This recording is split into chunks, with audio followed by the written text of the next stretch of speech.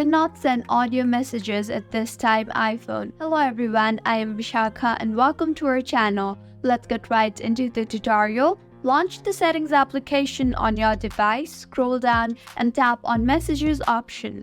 Toggle off the button for iMessage and wait for a minimum of 60 seconds and then toggle it on again. In Settings, tap on Accessibility now. Under Hearing, you will see the option for sound recognition.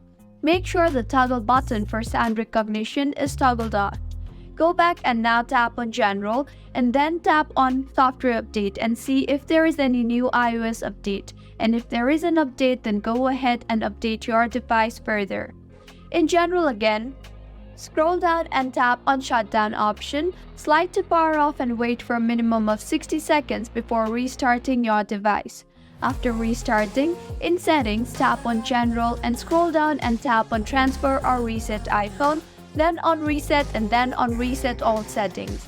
Enter your passcode and reset all settings. Doing this will reset all settings, nevertheless, none of your data or media will be deleted. Your audio messages should have been fixed by now. If you find this tutorial helpful, do subscribe to our channel. Thank you for staying with us until the end.